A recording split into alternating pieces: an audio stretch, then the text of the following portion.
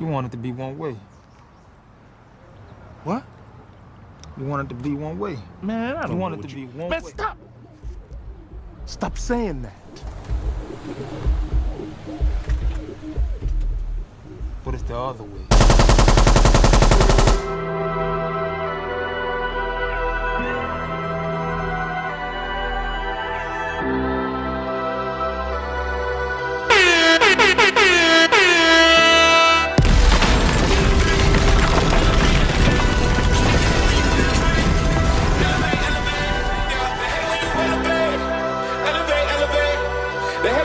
Mic check, are we in? Yeah. Lock it in, lock it in. You elevate. They stacking up losses, I'm handing them out. Yeah, how they go delegate. It's your boy Rain. It's ATP Combat Media Show. Welcome one, welcome all. How you guys doing out there today? Been a little while since I've been on, working on things, the holidays, spending time with the family, doing what we do. But we back at it again, back with another one. Welcome to all my subscribers. And listen, if this is your first time catching this content, please feel free to hit that subscribe button and go ahead and hit that bell icon so you can get alerts for all this content we putting out. So Floyd Mayweather back in the mix of things. He always finds his way to get in there one way or the other, right? So Ryan Garcia and Devin Haney still trying to iron out details on the fight that they're trying to put together. We don't know where it's going to be yet. I don't even think the contract's been signed yet, but last we've heard from both management companies, promotional companies, as far as Oscar Delahoya is concerned and Bill Haney, is that they are in conversations and negotiations for trying to coordinate a fight for this early part of 2024. Well, if that's not enough and, the attention being brought to it and slowly but surely leaving away from the ideas or hopes for Gervonta Tank Davis, Devin Haney fight as we get more cemented into the idea of Devin Haney fighting Ryan Garcia for Devin Haney's WBC lightweight title, Floyd Mayweather has popped up on the scene with Ryan Garcia, showing support for Ryan Garcia. We're starting to see them around each other a lot more. We've actually seen them actually working out together. Also, if you guys will recall, during the Ryan Garcia and Oscar Duarte fight that happened late last year, towards the end of the year, we saw that Ryan Garcia was implementing a lot of what we would say, Floyd Mayweather-ish type techniques. Speaking specifically towards that Philly shell that he was using. I've heard a lot of different names from it, but we won't jump into that part of the disrespect. We'll keep it respectful and said that he was attempting to do the Philly shell. And in some points, I'll be honest with you guys, I was looking back at that fight, and although that was a very ugly technique, it just didn't look right. I mean, the parts that were really horrible is when he was turning his back. I think that was kind of dangerous. I think with other fighters that would expose him to some bad situations. But I'll say for that fight against Oscar Duarte, as far as effectiveness versus ineffectiveness, right? I would say Ryan was finding some effective results, some benefits, some effective benefits, we'll say, from that unique style, unique way of doing a Philly shell. So it was sort of effective. He was keeping, as we all know, Ryan Garcia does have a habit of kind of dropping that right hand, leaving himself susceptible to a left hook or a left straight. He leaves himself susceptible to it and he always backs out with his head up, right? He's always backing out with his head up. So when he does that, just for example, with the Luke Campbell fight, we noticed that he got laid down, right? He got sat on his pockets because he's dropping that right hand and he's allowing that left hook to be open to anybody who's willing to throw it and take that risk to jump in there, right? So the way he was doing that quote unquote Philly shell, it seems as if he was trying to address that, right? By pulling back towards his right. He was pulling back, dipping and going towards the right back a little bit, but also turning away so that his chin wasn't exposed to getting caught with that left hook. Well, if that was the goal, I think he was achieving that with that. So should he continue doing the Philly shell? I think he should continue working on the Philly show, right? But I would say that as far as that fight was concerned, he was finding some effective results from that. So Floyd commented on that actually on a recent video where him and with him and Ryan Garcia are actually walking through some sort of mall or something like that, commenting on what he thought of Ryan Garcia's performance, saying that he thought the performance was pretty decent, that, you know, the Philly show wasn't that horrible, that he's young though. He did say that he was still young and he had to work on things, but that the technique he was using wasn't so horrible. People are going to always have their opinions, just like Floyd said, about what it looks like or what he's doing, but ultimately it's about the results, right? At the end of the day, Ryan Garcia walked away with a victory in that situation. So, you know, we'll give it to him. And I think I even said that in that video before. I said, you know, once he gets a knockout, once he gets a victory, you know, it puts the rest of the fight in perspective, right? It puts everything that happened in that fight, whether you want to consider it mistakes or whatever have you. At the end of the day, if he gets a victory, it does put that into perspective. So it looks like, you know, there are some rumors going around. I think everybody knows that when Ryan Garcia and Gervonta Tank Davis had their last fight, that at the end of the fight in the post press conference, we noticed that Ryan Garcia was up there by himself, right? I mean, he might have had some family up there, maybe like his father or things of that nature. But ultimately, as far as promotion was concerned, he was up there by himself. There was no Oscar Delahoya. There was no Bernard Hopkins. There was no representation up there really from Golden Boy. So actually, you know what? I think the president of Golden Boy might have been up there. But as far as Oscar and Bernard were concerned, they weren't up there. So there was an embracing happening between I want to say Gervonta Tank Davis's team, you know, which would obviously include Gervonta Tank Davis. That would include Calvin Ford. I'm not sure if I saw Leonard up there. I'm pretty sure we saw Floyd up there. And they pretty much were embracing Ryan, you know, letting him know that he wasn't alone. You know, let him understand that he was being honored for the actual attempt at being great, daring to be great, right? For even being there. But we all know that Ryan Garcia and Oscar De La Hoya haven't had the best relationship prior to that, but I would say after that specific situation, it just compounded into something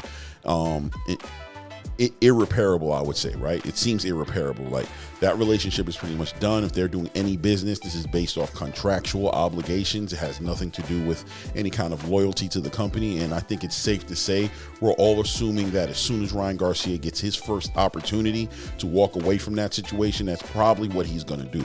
So where is he going to go afterwards has got to be the question. Well, when you see him getting close with a Floyd Mayweather, you know, when you see those type of things happening, it can only, you know, naturally, I think we're going to start to look in that direction a little bit and see if there's some future between a potential Ryan Garcia and Floyd Mayweather collaboration, some sort of understanding or agreement or partnership of some sort, one way or the other.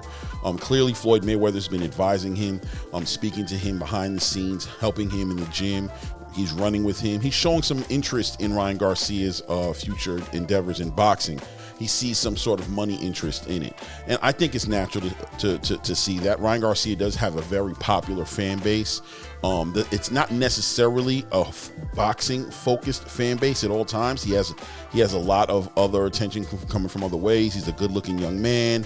He has modeling, I think, things going on with different brands of fashion and things of that nature. He has a strong presence on the social media platforms. A lot of young ladies, a lot of young men, a lot of people who are interested in what he brings to the entertainment world, we'll say, right? Whatever he brings to it outside of boxing, and then of course including boxing as well. So he sees money. I believe he sees potential money opportunities, business opportunities with Ryan Garcia as a brand.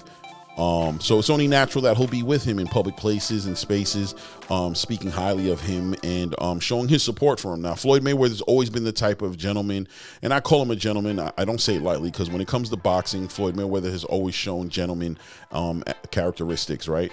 He's always been the type of person to not tear down a boxer. He's always been the type of person to, you know, what's his favorite line? He's a hell of a fighter. He's a hell of a fighter, right? So he's always shown that. But, you know, when he has a certain interest, he'll go above and beyond or outside of his outside of where he normally is to go and show respect to a fighter he has respect for.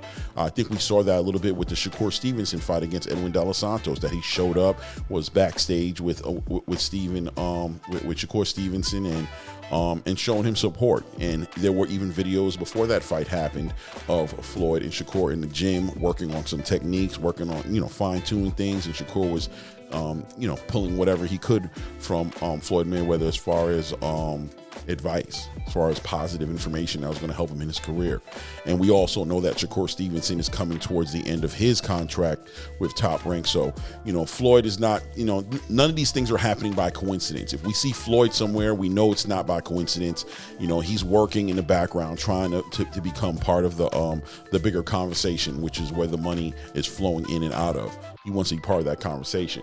So he said that Ryan Garcia, he mentioned that he was asked a question in reference to pay-per-view stars, and is Ryan Garcia a pay-per-view star and things of that nature. And he said, well, listen, there's 3 pay-per-view stars right now. Not everybody can be a pay-per-view star. I mean, being a great fighter is part of it, but also having that big ability to cross over into households all the way across America and around the world as somebody who you want to see. It takes a lot more. So he mentioned the 3 people he thought were the pay-per-view stars in boxing today. One of them is the obvious Canelo Alvarez. The second one is the second obvious, which is Abdul Wahid, formerly known as Gervonta Tank Davis.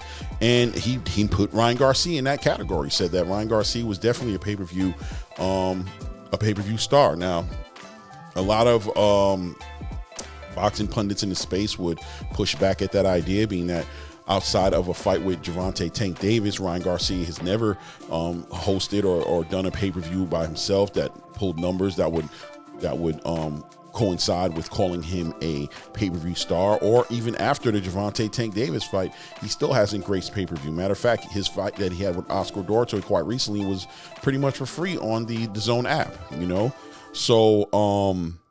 So, but obviously, in his personal opinion, if he says that he thinks that Ryan Garcia is in the same conversation as a Canelo Alvarez or a Gervonta Tank Davis, it's clear that he has high hopes and expectations for the future of Ryan Garcia, what he knows Ryan Garcia, of the information he knows on Ryan Garcia as far as his crossover capabilities with his following on social media and things of that nature. He's converting that and translating that into pay-per-view future sales, and he considers him part of that. Now, not surprisingly enough, not saying Devin Haney, right? So that's that part of the conversation. What is driving this potential partnership or interest that he's having in Ryan Garcia? Some people want to point at Oscar De La Hoya, saying that the money team has always had issues with Oscar De La Hoya and has a historical habit of collecting fighters that leave Golden Boy, and they seem to be coming over to the money team or to PBC. Right? We'll say PBC, like Floyd Mayweather likes to say, if you see Al Heyman, you're going to see me. If you see me, you're going to see Al Heyman. So he's always made it clear that there is a connection there, and there is there's a relationship there that can never be broken, a bond that can never be broken, and that they're both sharing when it comes into the business of boxing, that you can assume that they're both doing something with each other if you see them around each other. So, PBC and TMT have built up a reputation for doing this, taking their fighters. So this would just be one of many fighters that PBC has done business with after they've left Golden Boy. So there's that part. Then there's the other part of the conversation where people are kind of focusing more towards Bill Haney and the Mayweather as a brand, as a company relationship. If you guys recall, when Devin Haney was younger and he first started coming into the professional space of boxing, he was actually being mentored and being trained by Floyd Mayweather Sr. And actually Floyd Mayweather, rumor has it, right, that Floyd Mayweather was actually looking at Devin Haney and try to get into that business. And Devin Haney was actually supposed to be in the space where Gervonta Tank Davis is at, right? But Bill Haney speaks on that story, saying that he learned a lot from those guys, but ultimately him and Devin had their own conversation about how they wanted to move forward with their careers, and that they wanted to go ahead and represent themselves and have their own promotion company and be self-made, just like Floyd, as a matter of fact, following his blueprint, knowing that Floyd had left Top Rank at one point in time and decided to move in his own direction and go with TMT, with the money team, right? So just following in good footsteps and wanted to do the same thing. Now, it seemed like that that decision didn't necessarily hurt the relationship that they had with Floyd Mayweather, but people always questioned it. Like, how did Floyd feel about, Bill Haney and Devin Haney going off on their own and, not joining the money team, the winning team, right? Well, I would say that as of late in the past I would say ever since the Regis Prograis fight, around that time, maybe a little bit before, but during or after, right around that time period, it seemed like Bill Haney started to become a little bit more vocal about it being an end to the Floyd Mayweather era, that there was a new era coming into boxing, and, the Devin Haney era. And we don't know how Floyd doesn't show his feelings on his sleeve, right? He's a very trained, media trained type of person. He carries himself a certain way in front of that camera, and he's very conscious of how he looks, what he's saying. He's very conscious. So he's never addressed it vocally to say that there was an issue there. But at the same time, we could look at little things that were happening during the whole entire building up to the Regis Prograis Devin Haney fight, where, for example, Floyd Mayweather was even thinking about planning a fight that same night. If you guys remember, I can't remember. I believe he was trying to square away a fight with Mikey Garcia, and it was a whole undercard that was pretty competitive. Rumors of Keith Thurman fighting on that card, or potentially a Jerome Boots Ennis, or people, good fighters on the undercard to see him ultimately at the top as a headliner to fight Mikey Garcia. People were questioning, like, why would Floyd do that? I mean, ultimately, when the smoke was cleared, Floyd didn't do that, but there's always seemed to be, Floyd's the kind of person who kind of moves more with action than words, so he'll do things, and it's just like, is that a coincidence? Was he aware of this other event being put on the same night as the event that he planned on doing? Who knows, right? We'll never know. But those are where the rumors are going. That's what the algorithm is saying. That's what the space is speaking, that Floyd Mayweather is choosing sides now between Ryan Garcia and Devin Haney, and choosing to help Ryan Garcia and be a mentor to Ryan Garcia and try to guide him into being a superstar, like he helped build Gervonta Tank Davis up into a superstar. So time is going, we're going to see as things develop in the days, weeks, months to come, what's actually going to come through, if anything's going to come to fruition or manifest out of this, right now, just friendly, back and forth going on and helping, as far as Floyd Mayweather helping Ryan Garcia. And, Devin and Ryan are negotiating. It seems peaceful right now. There's a lot of respect there. Devin and Ryan have a little bit of a history in the amateurs. I believe they're saying they're tied right now, like 3-3, 3 fights won on each side. So this fight stands to be like some sort of a tiebreaker, a lot more on the line as far as that WBC lightweight title is concerned. So there's a story already there, but you add Floyd Mayweather to it, and we'll see how his position plays out in it. And who knows how Oscar might be feeling. It seems like Oscar, since the whole entire Gervonta Tank Davis fiasco, has kind of played a backseat to all of the drama and just said, listen, I'm going to do business. We have a contract. He's not too worried about it. He's like, listen, there's business being done, and we're going to be gentlemen, and we're going to do business. Ryan Garcia himself has also agreed to do business. So, Oscar's probably feeling okay where he's at. I'm sure he'd like it to be a better relationship between him and Ryan, but, you got to play the cards how they lay, right? One more interesting fact that I actually learned the other day, and I'm not too sure. I still got to do a little more research behind it to find out how that works. But here's what my understanding is as far as Ryan Garcia is concerned and his relationship with Oscar De La Hoya. So it seems as if Ryan Garcia were to win a title, whether it be against Devin Haney or whether or not maybe he decided to, make a U-turn and head back to Rolly Romero to collect that WBA title, whichever title it is, if he does collect one, I think that expands or extends some sort of relationship as far as manager-fighter relationship goes between Oscar De La Hoya and Ryan Garcia. Now, don't quote me on it, but if that's the case right now, it gets a little sensitive, right? So the question is, does Ryan Garcia benefit from challenging Devin Haney, potentially beating him? Does that help him in his situation with Oscar De La Hoya? Or would it make more sense for Ryan Garcia to not challenge for a title right now, to just handle his agreement, fulfill his agreement with, comply with what he's supposed to be in compliance with as far as contractual obligations are concerned between him and Oscar, and try to steer away from title fights right now so that he can completely amend that relationship in an amicable way that leaves him open and gives him opportunities to potentially be working with a Floyd Mayweather or a PBC. I don't know. Who knows? Right now, it does seem like the negotiations between him and Devin are still very active, and that's the fight that everybody's looking at. Seems like they have each other in their crosshairs, and that they are on a destined road to meet and settle differences inside of that squared circle. We'll see what happens. But you guys let me know what you think about this relationship going on between Floyd and Ryan, between Bill and Floyd, between Oscar and Floyd. You know, this whole entire somewhat of a love triangle that's going on right now that seems to be heading to a collision at some point where something's going to have to break out of it, right? Something's going to come out. I don't know what it's going to be yet. We will see. I'm interested in knowing what you guys think about it. Guys, remember, if this is your first time seeing this content, please feel free to subscribe, comment, share, hit the bell icon. Make sure you get all the alerts when we're dropping this content. We're getting ready to do lives very soon, ladies and gentlemen. Very soon. We're almost there. It'll probably be between like a Tuesday and midweek type of thing. We'll see. It's coming soon, though. We're pretty much, you know, all in on everything that needs to be in place to put that together. So I'm looking forward to really speaking to you guys and meeting you guys on the lives, and we can build this community up, talk about boxing. Look out for the videos I got some stuff coming out as well, following up on Gervonta Tank Davis's situation.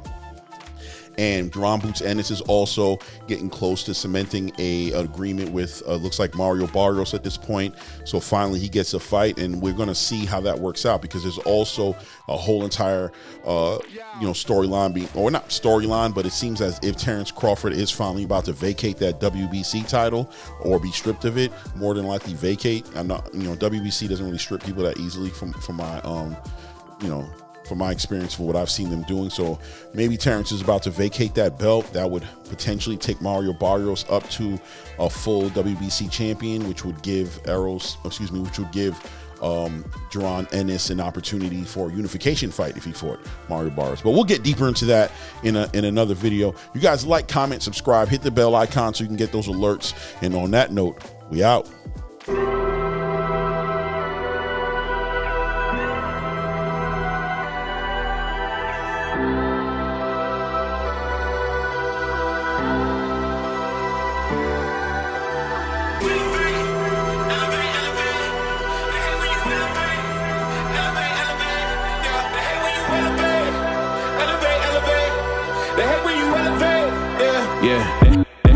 They hate when you elevate. The second of losses, I'm handing them out, yeah, I had to go delegate. It feel like I'm floating, I'm lost in the moment, I swear I could levitate. They never believed that I would really fly, I had to go demonstrate.